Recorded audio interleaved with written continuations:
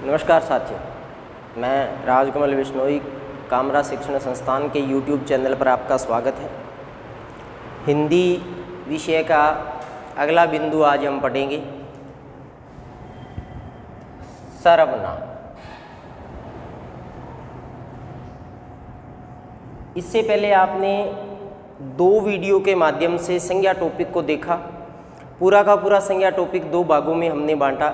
एक भाग में आपने संज्ञा के 3 भेद पढ़े और एक भाग में आपने भाववाचक संज्ञा शब्दों को बनाना सीखा। आज हम नया बिंदु पढ़ेंगे सर्वनाम। खास तौर से वर्तमान समय में BSTC, प्री BEd, रीट अन्य भर्ती परीक्षाओं में सर्वनाम टॉपिक से एक प्रश्न आपसे पूछा जाता है, तो साथ साथ लिखते रहिए और पढ़ते हैं सर्वनाम टॉपिक। सबसे पहला प्रश्न आपसे ये पूछा जाता है कि सर्वनाम का शाब्दिक अर्थ बताइए। तो सर्वनाम का शाब्दिक अर्थ आप बताएंगे सबका नाम। सर्वनाम का शाब्दिक अर्थ सबका नाम। इससे पहले आपने संज्ञा का शाब्दिक अर्थ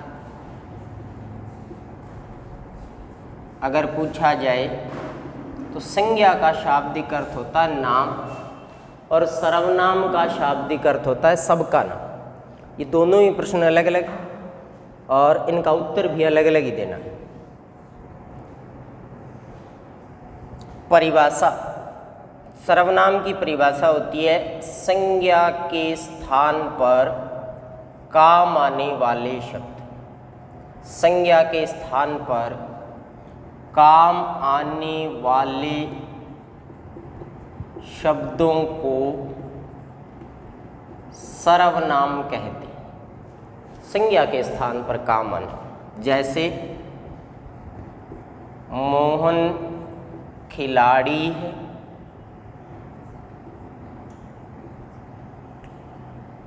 वह अच्छा खेलता है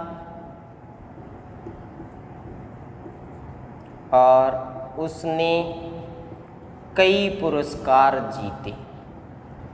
उसने कई पुरस्कार जीते। आपने इन उदाहरणों में संज्ञा तो एक ही बार प्रयोग में ली। मोहन एक व्यक्तिवाचक संज्ञा है, लेकिन उसकी जगह बाद में आपने वह और उसने शब्द लगाया। ये वह और उसने शब्द सर्वनाम माने जाते हैं। ये तरीका 8वीं 10वीं तक लगभग विद्यार्थी स्कूलों में पढ़ते हैं, जहां आपके सामने प्रश्न ये आता है कि सर्वनाम की परिभाषा उदाहरण सहित दीजिए। तो आप इतना मैटर लिखते हैं तो 2 नंबर आपको मिल जाते हैं। लेकिन यहाँ कंपटीशन में आपके प्रश्न पूछने का तरीका थोड़ा अलग रहेगा, इसलिए सर्वनाम के भेद या भेदों में से उदाहरणों के माध्यम से प्रश्न जो पूछे जाने हैं उन पर ध्यान दीजिए। पहला प्रश्न बनता है सर्वनाम का शाब्दिक अर्थ आप बताएंगे सबका नाम। फिर आपसे पूछा जाता है सर्वनाम का व्याकरण में प्रमुख कार्य। सर्वनाम का व्याकरण में प्रमुख कार्य बताइए। तो सर्वनाम का व्याकरण में प्रमुख कार्य होता है संज्ञा की पुनरावृत्ति को रोकना। संज्ञा की पुनरावृत्ति को रोकना बहुत महत्वपूर्ण अपने आप में प्रश्न बनता है, और ये कई बार पूछा गया है कि व्याकरण में सर्वनाम का प्रमुख कार्य क्या है।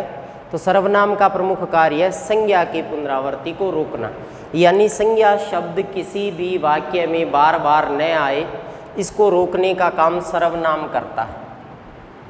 उदाहरण के तौर पर आप लेख लिख रहे हो मेरा प्रिय मित्र।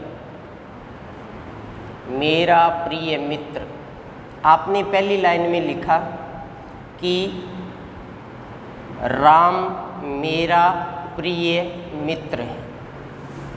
राम मेरा प्रिय मित्र है। तो आप हर बार संज्ञा शब्द राम का प्रयोग नहीं करते। हर बार हम ऐसे नहीं लिखते कि राम पढ़ने में अच्छा है, राम समय पर विद्यालय आता है, राम गरीबों की सहायता करता है।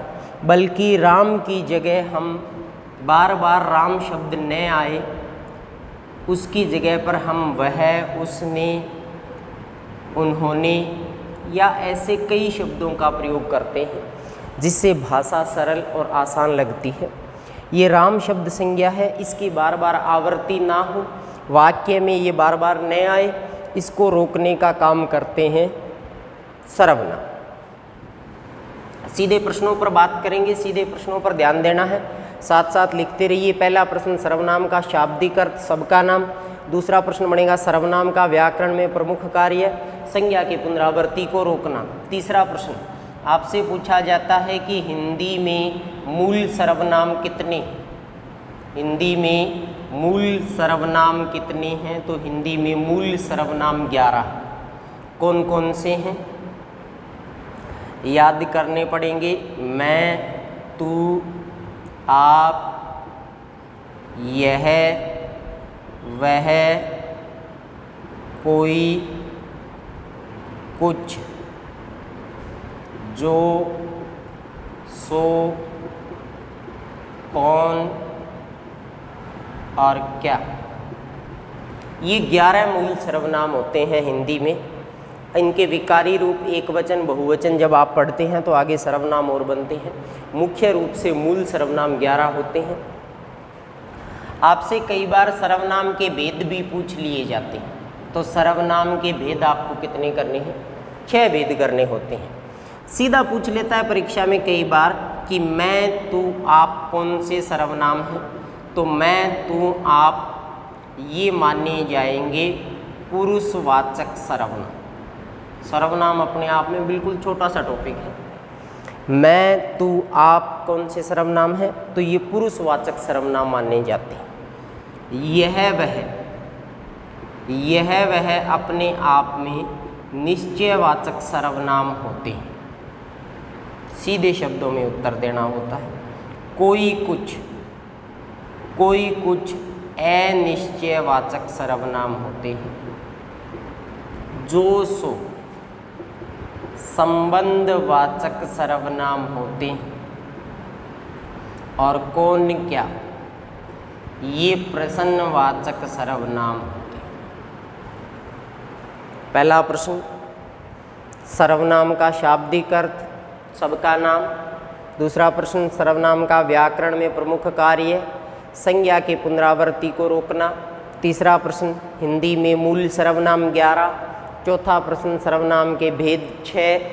मैं, तू, आप कौन से सर्वनाम हैं? पुरुषवाचक। यह वह कौन से हैं? निश्चयवाचक। कोई कुछ अनिश्चयवाचक। जो, सो संबंधवाचक। कौन, क्या प्रश्नवाचक। सर्वनाम के भेद 6 होते हैं, जिनमें पहला पुरुषवाचक, दूसरा निश्चयवाचक, तीसरा अनिश्चयवाचक, चौथा संबंधवाचक, पांचवा प्रश्नवाचक और छठा भेद एक अलग होता है, निजवाचक सर्वनाम। निजवाचक सर्वनाम ये है सर्वनाम टॉपिक का प्रारंभिक परिचय, भूमिका। और सर्वनाम टॉपिक के शुरुआत में ही हिंदी के पेपर में आपसे ये प्रश्न पूछ लिए जाते हैं, सीधे लगभग कंपटीशन में सीधे प्रश्न आने हैं। एक साथ इनको नोट कर लीजिए, स्क्रीनशॉट ले लीजिए, जैसे भी आपको उचित लगे। इसके बाद हम थोड़ा विस्तार से पढ़ेंगे पुरुषवाचक सर्वनाम में और कौन कौन सी बातें आती है, कौन कौन से प्रश्न बनते हैं। आगे देख,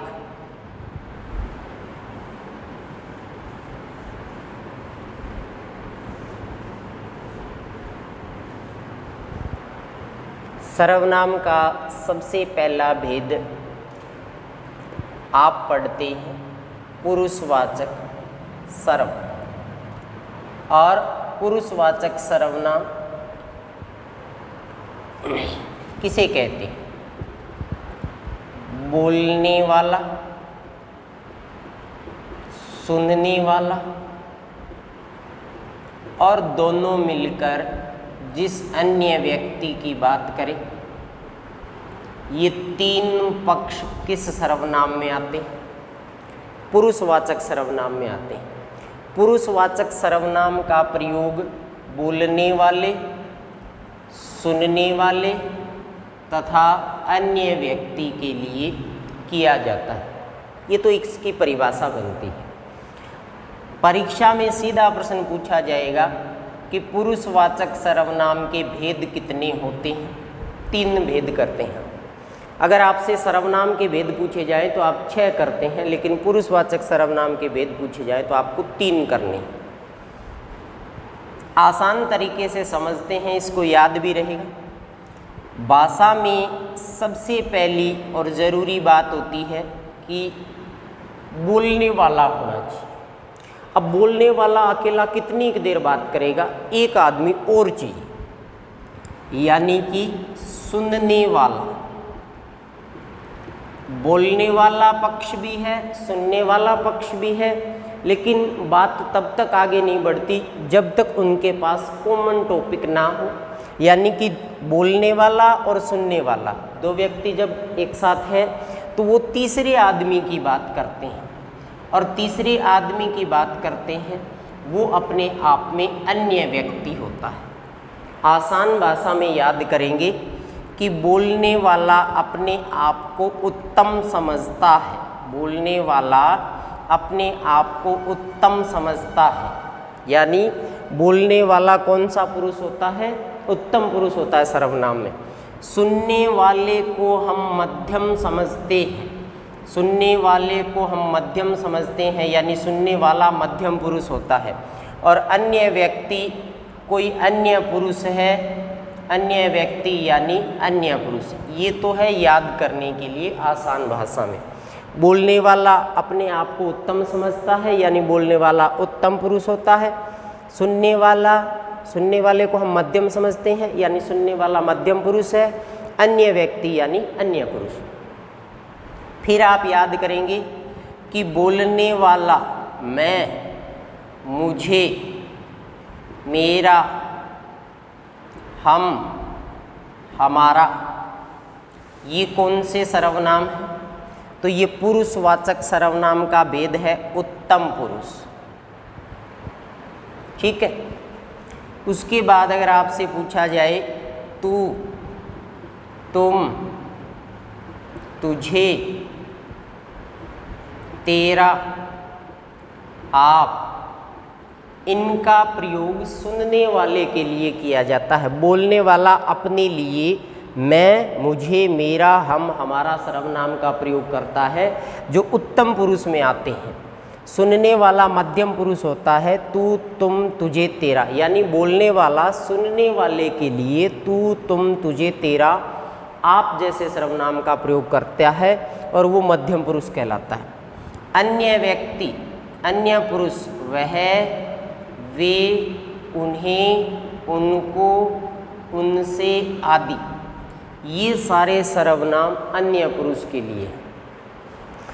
अगर सर्वनाम का वाक्य में प्रयोग भी कर दिया जाए तो भी इसका भेद नहीं बदलेगा, तो भी इसका भेद नहीं बदलेगा। यानी अगर सीधा ऐसे लिख दिया जाए कि मैं भारतवासी हूँ, तो भी सर्वनाम उत्तम पुरुष, पुरुषवाचक ही रहेगा। और अगर सीधा मैं सर्वनाम में पूछ ले तो भी ये उत्तम पुरुष, पुरुषवाचक सर्वनाम ही रहेगा। आपके सामने जितने भी सर्वनाम लिखे गए हैं, अगर इनका वाक्य में प्रयोग कर दिया जाए तो भी ये भेद रहेंगे, और अगर आपसे सीधा सर्वनाम पूछा जाए तो भी भेद यही रहेंगे। चाहे इनको लिख लीजिए, चाहे स्क्रीनशॉट ले लीजिए। सबसे पहली बात, पुरुषवाचक सर्वनाम में कौन कौन सी चीज़ें आती है? बोलने वाला, सुनने वाला और अन्य पुरुष। उसके बाद भेद कितने होते हैं? तो पुरुषवाचक सर्वनाम के 3 भेद होते हैं। बोलने वाला अपने आप को उत्तम समझता है, मैं, मुझे, मेरा, हम, हमारा। सुनने वाला मध्यम पुरुष, और अन्य व्यक्ति अन्य पुरुष।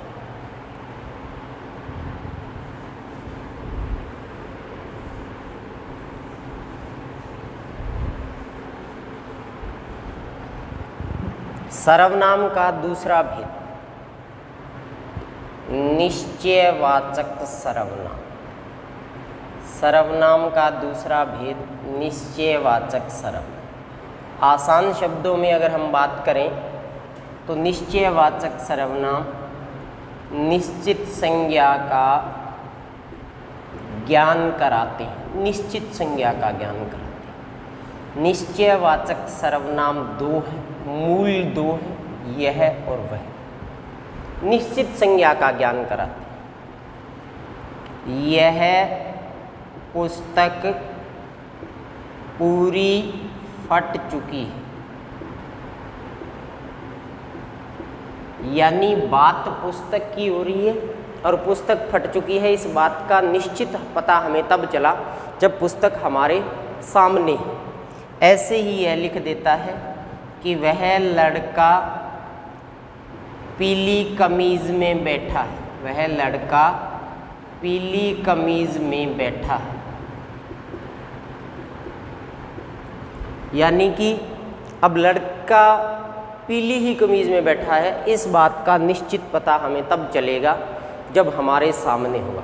निश्चित संज्ञा का ज्ञान यानी कि सामने वस्तु की ओर संकेत करके निश्चित बताया जाए कि यह कुर्सी काली है, वह पंखा सफ़ेद है, वे बच्चे खेल रहे हैं। आपने लिख दिया कि वे बच्चे खेल रहे हैं, तो बच्चे खेल रहे हैं, इस बात का निश्चित पता चला हमें संकेत करने से, यानी कि बच्चे निश्चित रूप से हमारे सामने खेल रहे हैं। आसान सा बिल्कुल छोटा सा भेद होता है। दूसरा निश्चयवाचक सर्वनाम, परिभाषा में से यदि प्रश्न आए तो निश्चित संज्ञा का ज्ञान कराते हैं। मूल निश्चयवाचक सर्वनाम दो है, यह वह। उदाहरण या वाक्य में प्रयोग कर दिया जाए तो भी सर्वनाम का भेद यही रखेगा। अब सबसे विशेष जरूरी बात यह है कि मैंने आपको वह सर्वनाम दो जगह लिखवा दिया। मैंने आपको वह सर्वनाम अन्य पुरुष में भी बताया है और निश्चयवाचक में भी बताया है। अब अंतर क्या होता है, यानी कि वह सर्वनाम अन्य पुरुष में भी लिखवा दिया और निश्चयवाचक में भी लिखा दिया। तो अब अगर परीक्षा में आपके सामने वह सर्वनाम से कोई प्रश्न आए तो उसको कैसे हल करोगे, इसके लिए हम जो है वो अगले भाग में आपको वह सर्वनाम का अन्य पुरुष में और निश्चयवाचक सर्वनाम में प्रयोग करना सिखाएंगे। वह सर्वनाम अपने आप में कब अन्य पुरुष माना जाएगा और कब निश्चयवाचक माना जाएगा, ये पूरी बात और सर्वनाम के बाकी चार भेद अगले भाग में हम पढ़ेंगे। वीडियो को ज़्यादा से ज़्यादा अपने दोस्तों में शेयर कीजिए। धन्यवाद।